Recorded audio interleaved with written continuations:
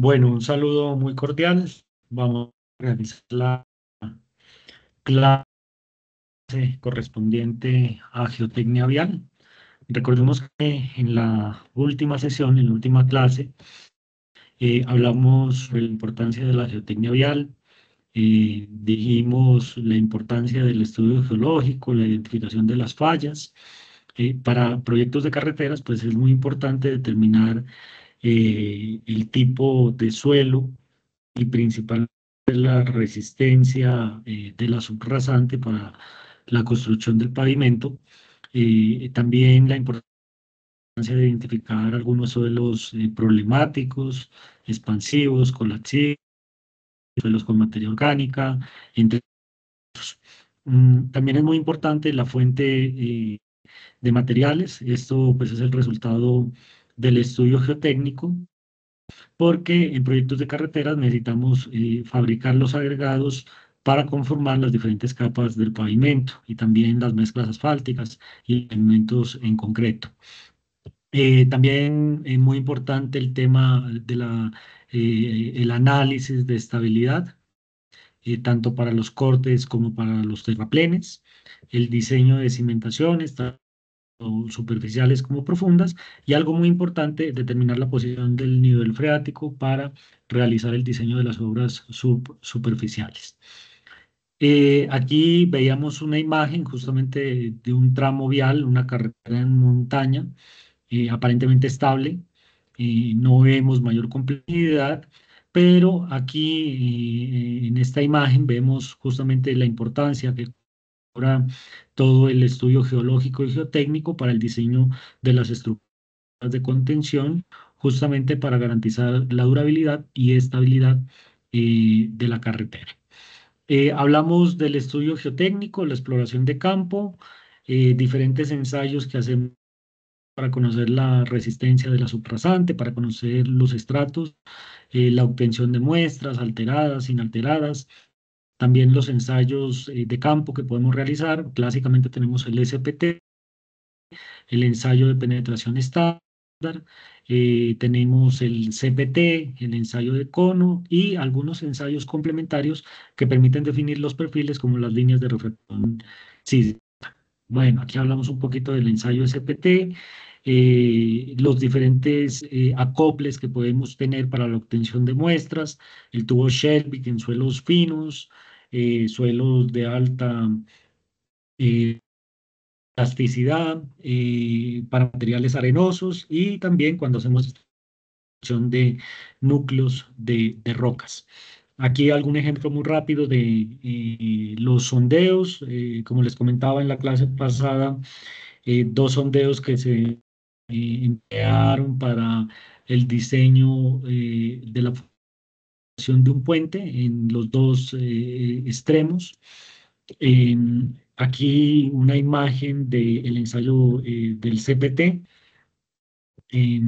También el tema de las líneas de refracción sísmica, que pues básicamente como resultado vamos a obtener este mapa de velocidades, de cómo viajan las ondas a través de los diferentes estratos del suelo, y con esto podemos correlacionar y complementar los sondeos para determinar pues el perfil geológico geotécnico.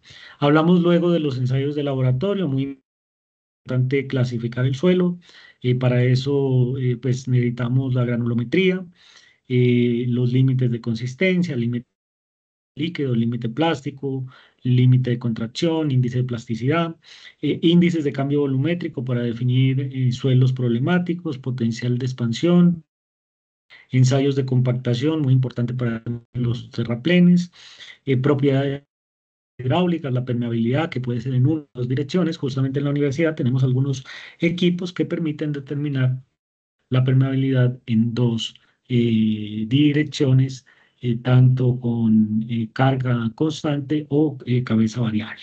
Y algo muy importante, los ensayos de resistencia. Hablamos un poquito de la compresión inconfinada, el ensayo del corte directo, la resistencia triaxial.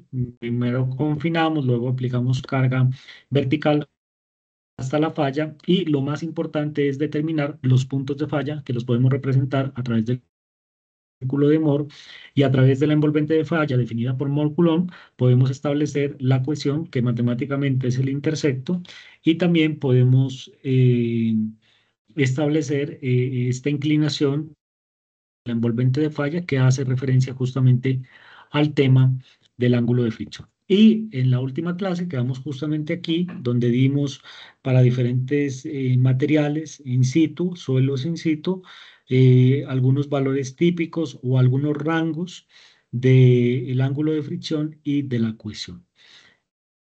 Y para materiales compactos, pues aquí también, dependiendo del tipo de material, pues tenemos algunos rangos de esos dos parámetros que son muy importantes para el análisis y la estabilidad del talón.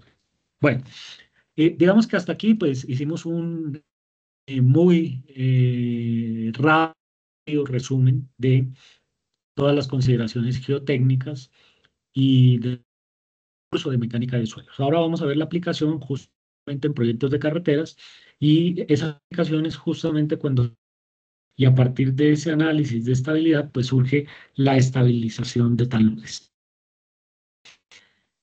Lo más importante cuando tenemos un talud es poder definir la superficie de falla. Y aquí nosotros debemos establecer cuál es esa superficie de falla. Podemos ver en la imagen del lado derecho justamente estos bordes, donde nos damos cuenta que pues este talud no tenemos ninguna obra de ingeniería, pero por condiciones naturales, pues básicamente ha fallado, ¿sí? ¿Y por qué falla? ¿Sí? Puede fallar básicamente por el propio peso, y un factor detonante en la estabilidad y en el análisis de estabilidad de taludes es básicamente el agua. Cuando tenemos precipitaciones, pues el agua siempre va a tomar el camino más fácil.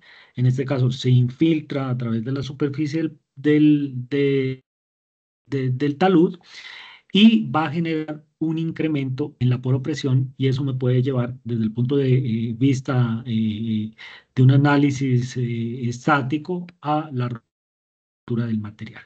Porque aquí tenemos el propio peso y adicionalmente el peso del agua. Y esto puede generar justamente la superficie de falla, y es cuando tenemos la falla del talud. Entonces, es muy importante definir qué estratos de suelo tenemos. Puede ser uno, puede ser dos, pueden ser tres, dependiendo de las formaciones geológicas. Podemos establecer alguna descontinuidad, algún afloramiento rocoso o de otro material. Es decir, debemos definir muy bien el perfil geológico geotécnico, y a partir de los estratos definir justamente los parámetros de resistencia, como dijimos, el ángulo de fricción interna y también la cohesión de las partículas. ¿Esto para qué? Para garantizar justamente aquí una inclinación. Si yo me regreso, pues aquí tenemos un ángulo de inclinación. Este ángulo de inclinación en los proyectos de carreteras, pues ya lo habíamos mencionado en sesiones pasadas.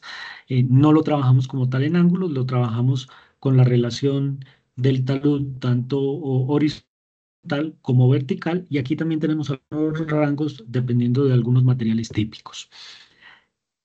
Hoy en día tenemos diferentes métodos, metodologías analíticas que surgen a partir de un modelo físico y un modelo matemático.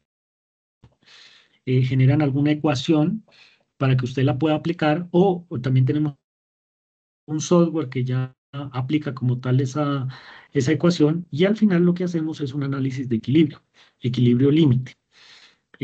Aquí podemos ver justamente una sección transversal, donde si se pueden dar cuenta, donde estoy señalando, tenemos un primer tipo de material, luego tenemos en la parte inferior dos capas de material, es decir, tenemos tres estratos. Nosotros definimos la sección transversal, que pues ya ustedes la pueden definir a través de diseño geométrico, y establecemos las cargas tenemos en esta sección, ¿sí? Por ejemplo, en esta parte de arriba, si tenemos alguna edificación, si tenemos alguna estructura, pues calculamos su peso, ¿sí? Aquí como una carga distribuida. medida. Y en la parte de abajo que tenemos la estructura del pavimento, pues también tenemos una carga que corresponde a la estructura del pavimento y adicionalmente cuando pasan los vehículos, pues vamos a tener aquí una. En este caso nosotros consideramos que esta carga es estática, ¿sí? A pesar de que en los pavimentos y en las carreteras, pues tenemos cargas dinámicas, pero nos vamos por el lado más crítico donde decimos que aquí tenemos una carga estática. A través de ese software o a través de esas metodologías, definimos aquí esta sección de falla, esta superficie de falla, y el programa lo que hace, o la ecuación lo que hace es buscar geométricamente un punto desde donde yo puedo trazar un radio, asumiendo que la superficie es circular, y busca el punto más crítico, que en este caso me dio justamente donde estoy señalando aquí. Y aquí me aparece un valor que es el factor de seguridad, que en este caso me dice factor de seguridad 0.907. El factor de seguridad es definido como la suma de las fuerzas resistentes, es decir, todo lo que viene de los estratos, todo lo que viene de la geotecnia, todo lo que viene de los parámetros de resistencia, dividido entre las fuerzas deslizantes, es decir, el propio peso, adicionalmente el efecto de la propresión y también el efecto aquí justamente de estas cargas que podemos ver en estos puntos. Entonces, esto, pues, si la sumatoria de fuerzas resistentes es igual a la sumatoria de fuerzas deslizantes, el factor de seguridad nos daría 1. Y quiere decir que se mantiene en equilibrio. Pero ¿qué pasa si la fuerza resistente, ¿sí?, es mayor a la fuerza deslizante? Pues estamos en una condición muy buena, porque quiere decir que, por ejemplo, si aquí me soporta X kilonewton, por decir alguna magnitud, ¿de acuerdo? Pues la fuerza va a ser inferior, es decir, las fuerzas que intentan desestabilizar, pues sería inferior. Si aquí es 3.000 y yo aquí tengo 1.000, pues estaríamos en una condición muy buena donde el factor de seguridad es 3. Es decir, lo que me resiste es 3, pero lo que estoy aplicando es 1, entonces pues no tengo ningún inconveniente. Pero el inconveniente surge cuando estos valores pues son menores a 1. Cuando estos valores son menores a 1, quiere decir que la fuerza resistente pues va a ser mayor a la fuerza deslizante, perdón, que la fuerza deslizante pues va a ser muy mayor a lo que me resiste. Es decir, me puede soportar 1.000, pero yo estoy teniendo como fuerza deslizante 2.000 y entonces este factor pues va a ser menor a 1. Otro factor muy importante en estos análisis de equilibrio límite es justamente el sismo. Estos programas o las metodologías pues permiten inducir el sismo dependiendo de la zona aquí en Colombia, donde tenemos el proyecto de carreteras, pues el sismo entra como una aceleración. Podemos tener una aceleración baja, en este caso en condiciones sísmicas o en el análisis pseudostático tenemos un factor de seguridad de 0.8. Sí, note que sin el sismo es 0.907, pero al momento de incluir una aceleración baja, justamente el factor de seguridad se reduce a 0.801. ¿Y qué pasa si incrementamos y colocamos una aceleración alta de 0.4 en zonas del país donde tenemos alta sismicidad? Pues justamente ese factor cae a 0.56. Si esto es menor a 1, pues básicamente nos está indicando que puede fallar y en los casos que falla, pues es necesario mitigar ese riesgo y se puede mitigar a través de una estructura de contención. Aquí en Colombia, justamente como estamos en una zona donde tenemos una actividad sísmica relativamente alta, pues tenemos un reglamento de construcción, donde el reglamento de construcción me da estos valores del factor de seguridad para taludes. Y hay dos momentos, tanto en el diseño como en la construcción. Si ustedes se dan cuenta, por ejemplo, aquí dice taludes, condiciones estáticas, hay agua subterránea normal, el factor de seguridad es 1.5, es decir, que aquí, sin considerar el sismo, esto debe ser mayor a 1.5. Este es el valor mínimo. Y en condición pseudostática, es decir, considerado fuerza horizontal considerando el sismo, en este caso tengo 1.05. ¿Qué me quiere decir? Quiere decir que justamente al hacer este análisis, pues no me estaría cumpliendo los requisitos del reglamento colombiano de construcción sismo resistente y por ende necesito realizar alguna intervención, alguna estructura de contención para poder mitigar justamente ese riesgo. Aquí vemos entonces la pertinencia de este curso de tratar el tema de las estructuras de contención. Lo primero que nosotros podemos analizar es el tema de los muros en concreto reforzado. ¿Por qué? Digamos que desde el punto de vista constructivo son relativamente, pues existe bastante experiencia en este tema, ¿sí? El proceso constructivo es relativamente fácil, sin embargo, tienen un alto costo, ¿sí? Y aquí podemos ver, por ejemplo, la carretera y justamente una estructura de contención, que en este caso, pues es un muro en concreto. Siguiendo el mismo ejemplo que les acabo de mostrar, aquí ponemos una estructura de contención, un muro. Ya la altura del muro, pues la define la geometría. Lo importante es cortar la superficie de falla y al momento de colocar un muro de contención y haciendo todo el análisis, miren que el factor de seguridad sube a 1.074. Si me regreso a la anterior diapositiva, tenía 0.907, es decir, que el muro de contención me ayuda justamente a generar mayor estabilidad, pero no estamos obteniendo el valor mínimo del 1.5. ¿Sí? ¿Y cómo se construyen estos muros? Estos muros, primero que todo, se componen de dos partes. eh, la primera es la zapata y la segunda, pues es el vástago, que es como tal todo el elemento estructural. Lo que está atrás del vástago se conoce como bastos, que es el material de relleno, y en la parte de adelante también vamos a tener justamente un material de relleno. Esto es muy importante porque, pues, nosotros diseñamos la estructura de contención desde el punto de vista estructural y ya eso ustedes lo ven en los cursos de concretos, pues la cuantía de acero va a depender justamente de este peso que podemos tener en esta, tanto en la parte inferior y en la parte acá delante. También es muy importante generar un sistema de drenaje. Aquí, eso ya lo vamos a ver pues, en la siguiente sesión que tiene que ver con el drenaje superficial y subsuperficial, pero me adelanto un poco. Aquí tenemos un elemento que es un filtro que justamente si yo tengo escorrentías, si tengo líneas de flujo, esas líneas de flujo se encapsulan o se encaminan justamente a este elemento, que es un elemento drenante. Este elemento está protegido con un geosintético que permite el paso del agua, pero no el paso de las partículas.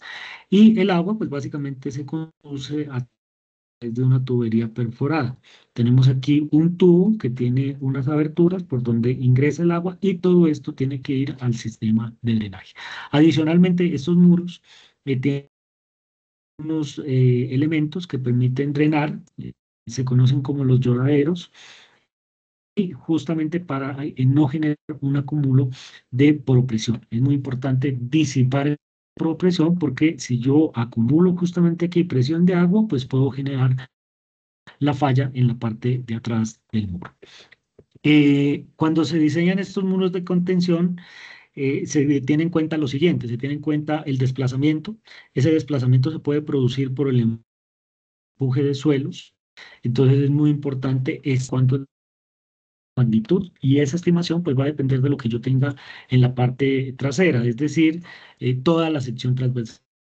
Eh, si yo tengo un terreno pues montañoso, muy seguramente tengo que determinar cuánto es ese empuje que me va a generar la presión del suelo, y tengo que diseñar para que ese muro no falle por desplazamiento.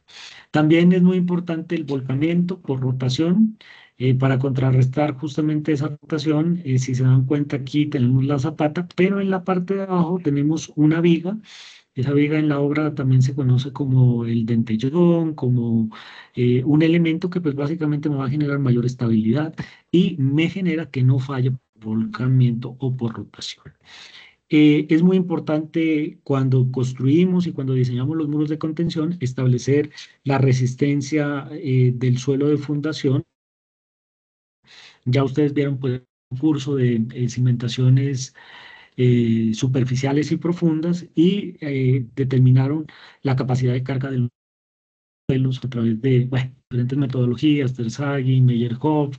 En el caso de tener pilotes, pues la situación cambia un poco. Entonces es muy importante hacer ese análisis de falla por capacidad de la fundación, justamente para garantizar que cuando construya el muro no voy a tener falla del suelo que me soporta dicho. Y algo muy importante, la estabilidad global. Es necesario generar ese análisis de estabilidad global que lo garantizamos a través del factor de seguridad, que como ya lo mencionamos, 1.5 en condiciones normales y 1.05 en condiciones sísmicas. Aquí podemos ver un ejemplo de lo que es el acecho de un muro. Es muy importante que ustedes revisen los documentos de la Guía de Colombia Rural. En esa guía se encuentra un capítulo de muros en concreto reforzado y están ya los planos con unas medidas ya típicas, dependiendo aquí de la altura. Creo que van desde 1.5 hasta 6 metros de altura. Eh, Desde el punto de vista geotécnico, pues el especialista, el geotecnista, lo que hace es estimar la altura y estimar el ancho de la zapata.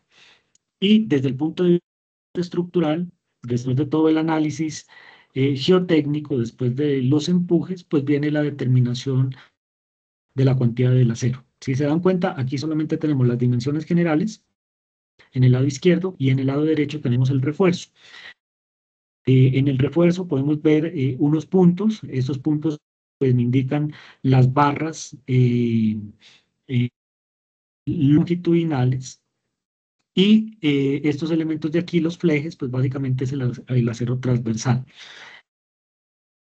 Aquí, número 5 hace referencia a la barra número 5 espaciada cada 0.30 metros, es decir, cada 30 centímetros.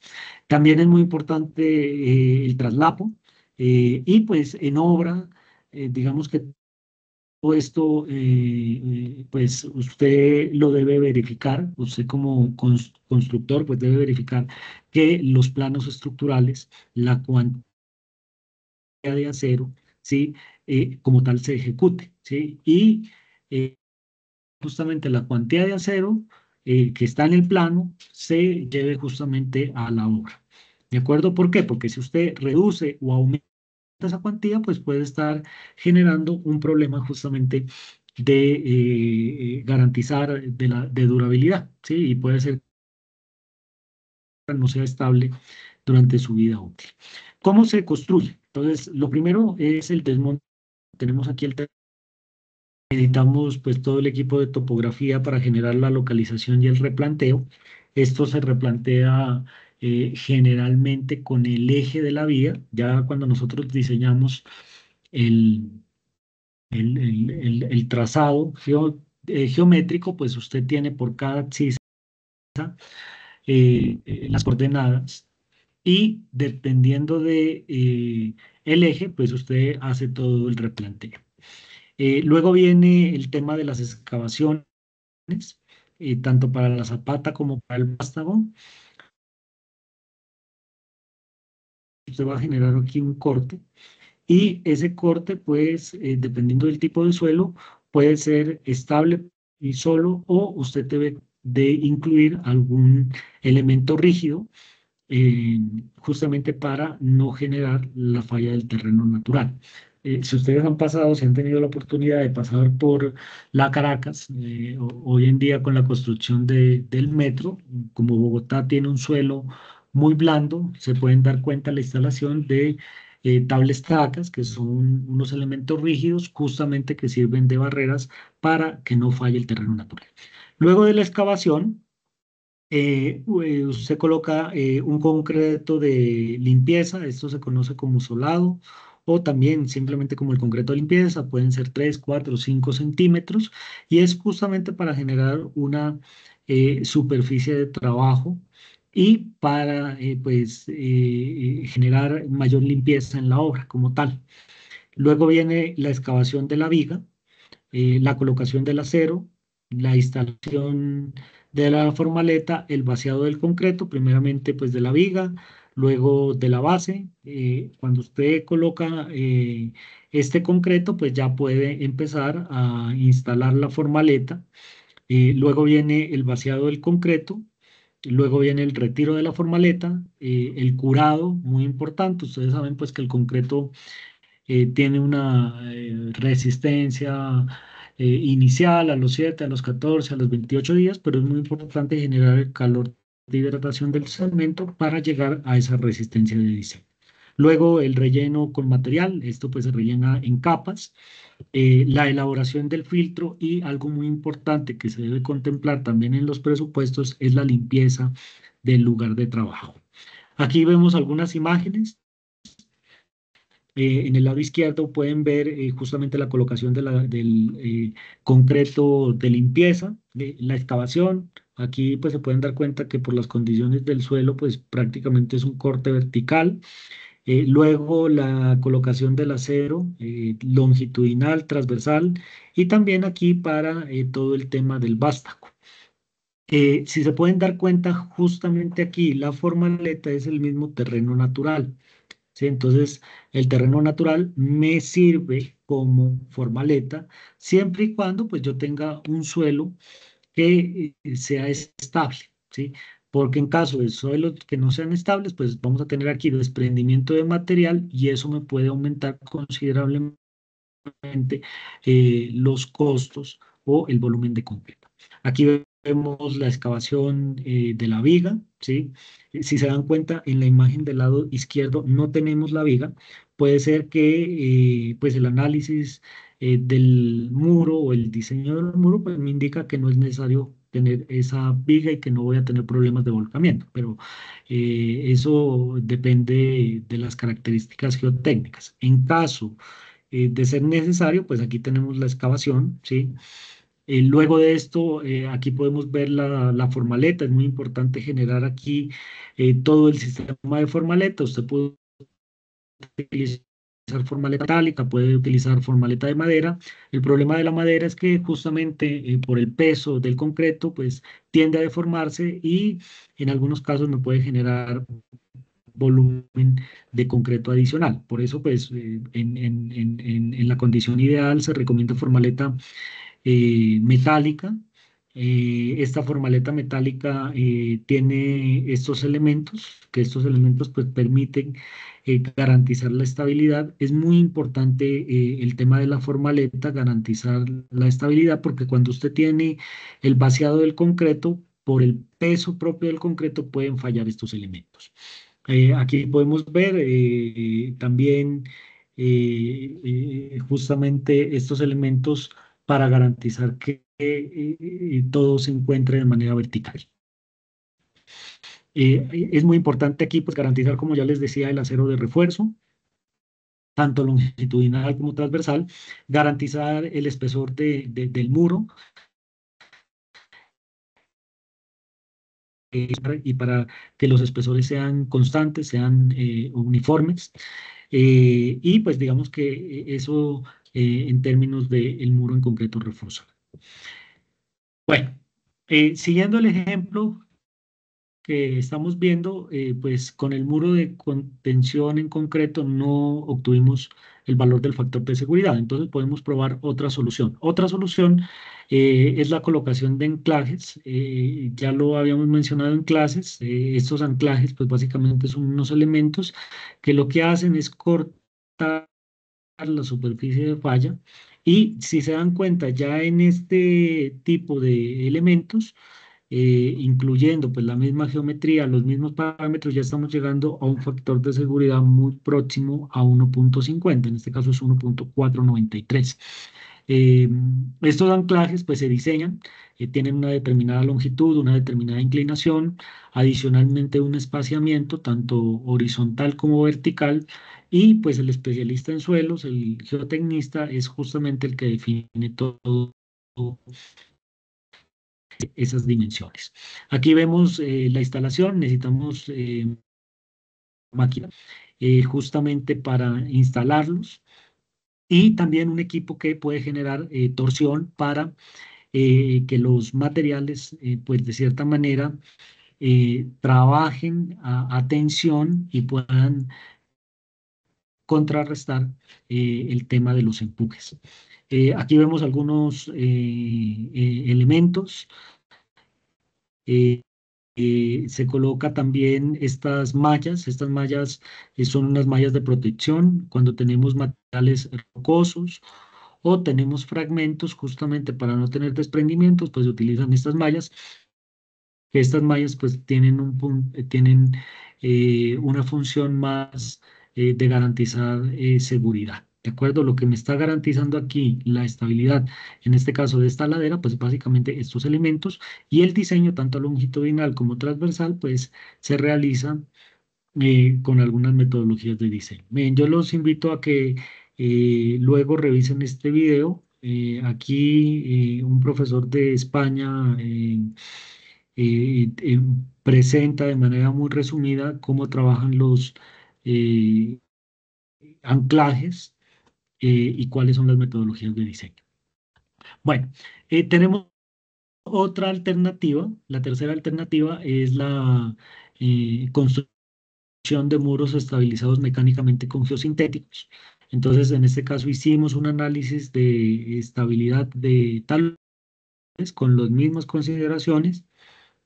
Eh, ya les explico detalladamente en qué consiste esta técnica, pero aquí la superficie de falla está inmersa justamente aquí en este material, que es un muro reforzado con geosintéticos, y ustedes se pueden dar cuenta, el factor de seguridad es de 2,01. Ya en este caso, pues estaríamos con un valor superior a lo que me indica el reglamento colombiano, que es 1,5. Entonces, ya al momento de implantar esta estructura de contención, pues ya estaríamos cumpliendo requisitos sísmicos aquí en Colombia.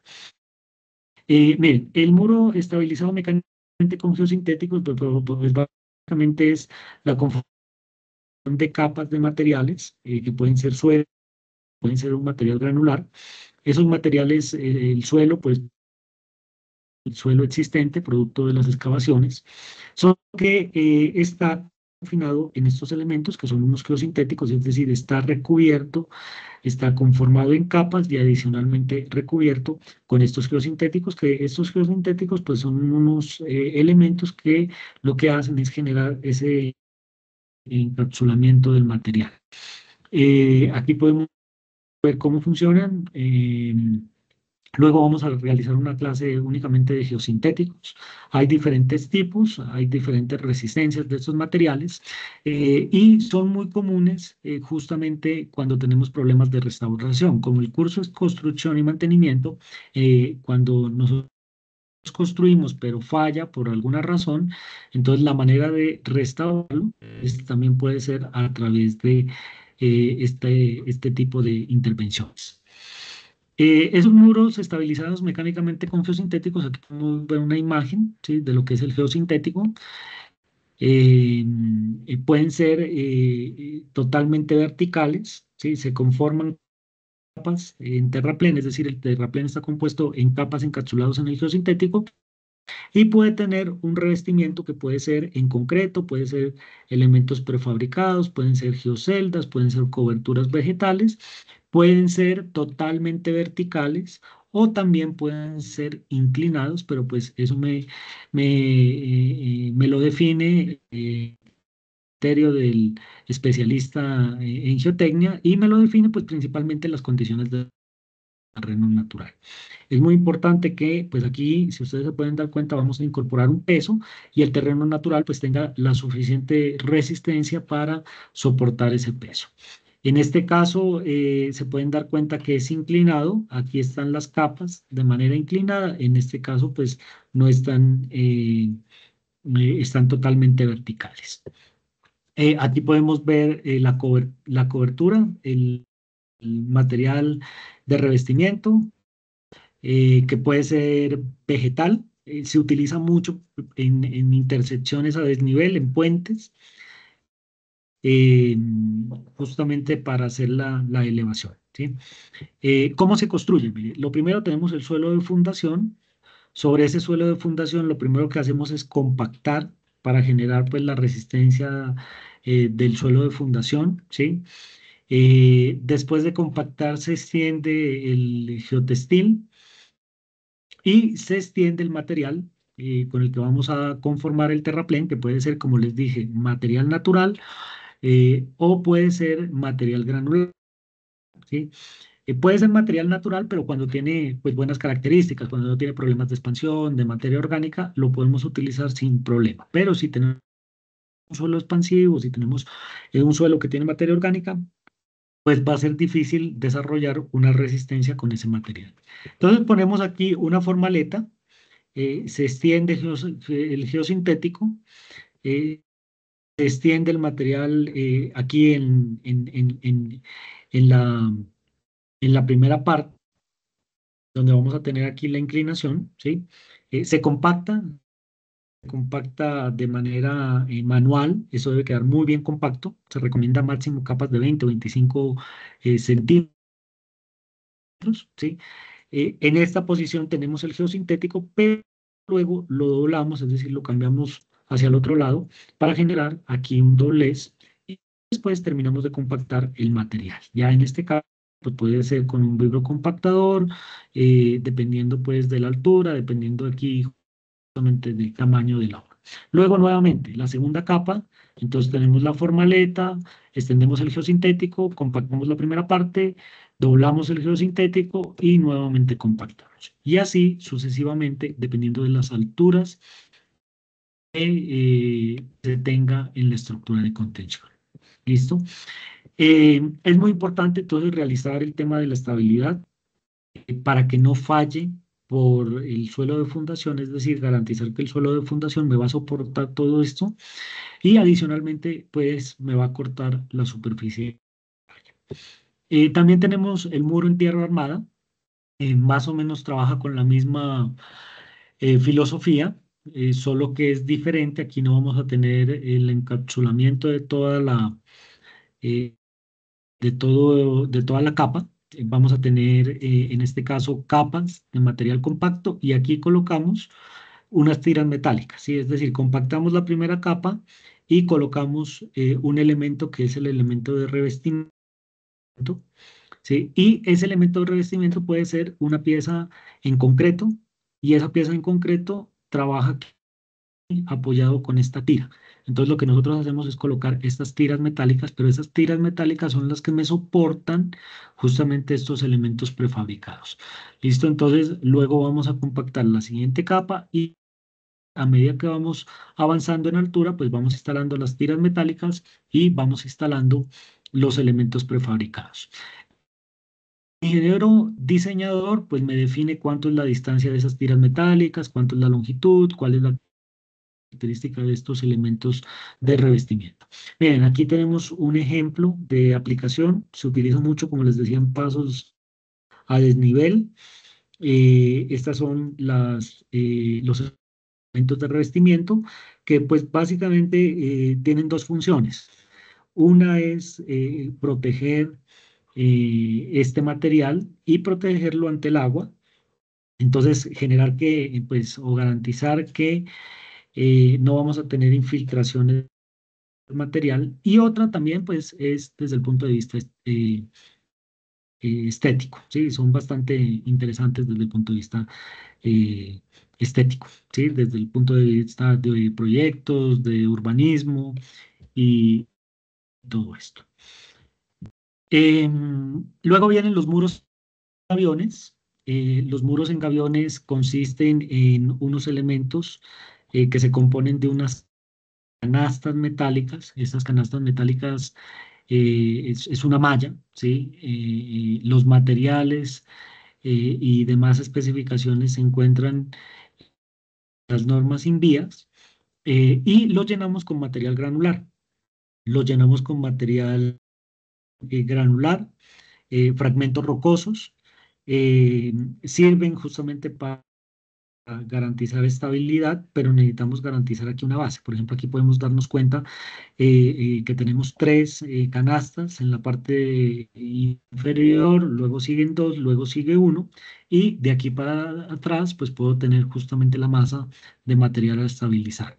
Siempre pues trabajan aquí con una base en el documento de Colombia, de la guía de Colombia rural, pueden encontrar ya algunos diseños. Entonces, dependiendo de las dimensiones que yo tenga en la sección transversal, pues tengo que definir si utilizo uno, dos, tres, cuatro. Generalmente, pues estos vienen de uno por uno y de longitud de 2 metros. Son pues de bajo costo, son muy fáciles de construir. En la parte, en esta cara inferior, también debemos colocar un material drenante, a pesar de que esto me sirve como material drenante, pero aquí uno coloca un filtro justamente para conducir las líneas de flujo, en caso tenga pues las líneas de flujo, producto de la infiltración, producto de la escorrentía, y generar todo el sistema de drenaje a través de la tubería. ¿Sí? Si por aquí cae agua, pues no tengo ningún inconveniente. Esos son materiales drenantes. Hoy en día también en algunos lugares lo que hacen es colocar un revestimiento para tratar de impermeabilizarlos, pero personalmente considero que no debería emplearse ese revestimiento porque esto trabaja como material drenante. ¿Sí? ¿Qué pasa si el agua entra y yo tengo todo esto revestido? Pues justamente puedo generar una acumulación de agua, acumulación de poropresión, y eso puede generar un mayor peso y puedo tener la falla, sea la falla del talud o sea la falla justamente acá por la fundación. Y hoy en día también hay otras alternativas de muy bajo costo y con todo el tema de la